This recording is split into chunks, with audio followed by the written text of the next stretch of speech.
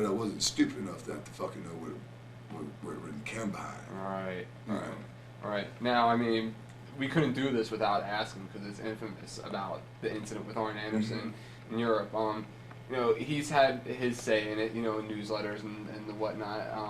You know, what is your, you know, what is your version or your say of what happened? I'll tell you exactly what happened. We were in a bar, and I had just, we were waiting on some food. We were all at the table drinking, and somebody brought up the question, I think asked Arn the question, what's wrong with our business? Why aren't we drawing like the other company, this and that, this and that? The one thing about me is, man, I mean, if you can't be honest, you can be honest with me because you can't hurt my feelings. Because I'll just say, man, it's not true. I am better than what you think that. But you know, what I thought was wrong with the business, and that's what I said, that's what I upset him. I said, well, what's wrong with our business? We got a fucking old man named Ric Flair that needs to get the fuck out of the way, and let some of the guys fuck. The thing about the business is that why you have to, you know, revolve talent, because people do get burned out. And I think that's proven. Absolutely. And I think that was proven there. The fact that they released him, for him to go to WWF, you know, they never would have thought that would have ever happened, but it did. And now, you know, but anyway, so we got to that's what started the argument, and then we got the little, you know, verbal argument, and I think he slung a beer in my face in the bar, and then as I was going to my room, him and a bunch of guys were in the hallway, and he broke a beer bottle and threatened to cut me then. And my room was only just a few rooms down from him. Like I came past his room, took a left, and about 4 doors was my room. And we got in there where my food was. Right. I thought it was going to come to the bar, but it actually came to my room. I was sitting there eating part of that sandwich. And I said, man, this motherfucker, you know, I mean, I've got a bad temper too. I said, he just fucking threatened me, hit some beer in my face, and now he just fucking threatened me with a fucking beer bottle. I broke it. I said, no, I've got, you know, draw a fucking line. So there's a chair sitting like that right there, and I fucking ripped the fucking leg off of it. I was going to go in there and whack him in his fucking head a couple times. Okay. So when I got back down there was no one in the hallway, and the door was shut. So I knocked on the door. I said, come on out here, motherfucker. You know, bring your beer bottle, whatever. Some words were exchanged. I could hardly hear him. I heard him falling around, stumbling around, I thought. And I said, man, he's fucked up, as bad as I am, you know. And by the time I get to realize what I was doing, I said, this is fucking stupid. So through the fucking, and you can look at the records that the police had. The stick that he says I hit him with, which never touched him, was 20 feet the opposite way of where the fight happened. And the stick had not one drop of blood, not one dent on it where it had been hit or nothing. And I'll go into the rest of it. So Arn come out, I left, turned my back, heard the door open, I turned around, Arn sitting there with a pair of scissors. And I went just like this. I said, man, hey, this has gone too fucking far. And then I just remember him coming after me. All right, so he came after me. I don't really remember getting stabbed in the beginning. And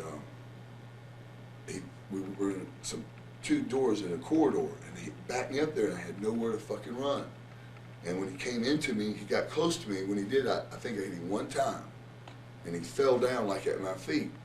And when he did, I looked at him, and then out of the corner of my eye, I saw the scissors fall. They were falling out of my stomach. And I got the scar right there. So when I saw the scissors fall, now I realized I'd been stabbed. But I didn't feel it in my face and my hands. But then he lunged back for me a second time, and they were at my feet, and I got him first. And then it happened so fast, it was like a nightmare, you know. And I remember, I think it was somebody said, or him or somebody that walked down the hallway said, man, you're killing me or something. And I had the scissors in my hand. And I looked down and I saw him, and I thought, fuck, now he's fucked up. So I threw the fucking scissors as far as I could.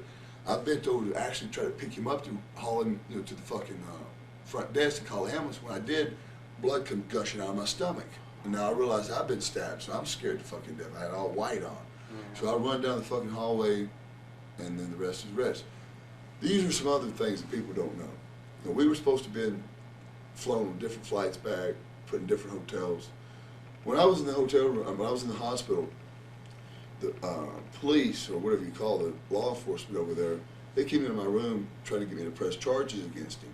Huh. And I said, no, man, I'm not going to press charges against him. I said, we both, made a mistake. I don't know how bad he's really hurt. I really didn't. They said, well, your friend over don't have one scratch on him. Here I am, I've got exploratory surgery already. I've got stabs in my. I said, he's not got a scratch on him.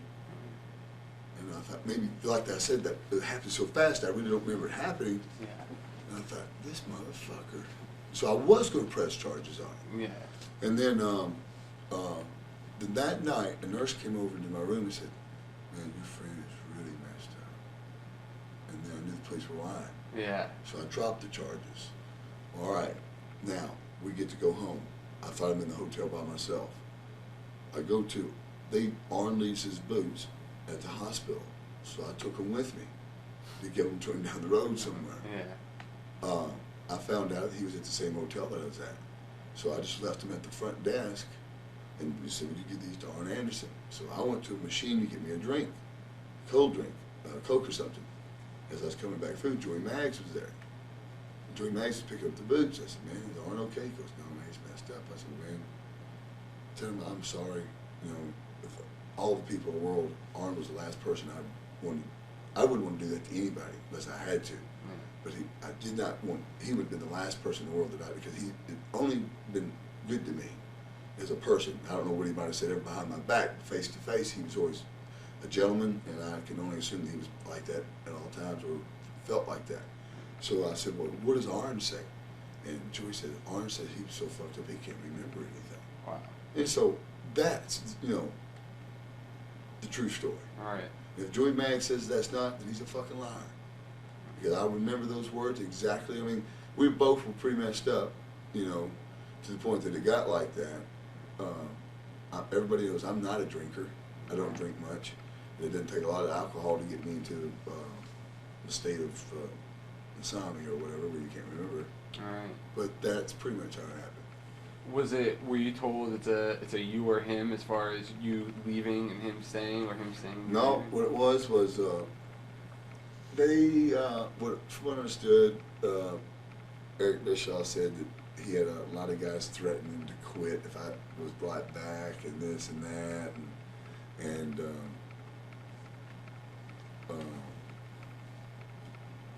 me and my lawyer went in to meet with him and one of the head executives, Bill Shaw or whatever, Bob David Bill Shaw, and we talked about it. We didn't really come up with an answer yet. Of course, they later released me, but it wasn't given an ultimatum that I would be there or he would be there or nothing like that. All right. All right. When you went back to Vince, did Vince take it as you coming back to him that he's in control because you're coming? Yeah. No, actually, he called me and asked me to come in for a meeting. We had to sit down and talk this and that, and I said whatever, he wanted me to come in and work with Diesel to try to help him get over it.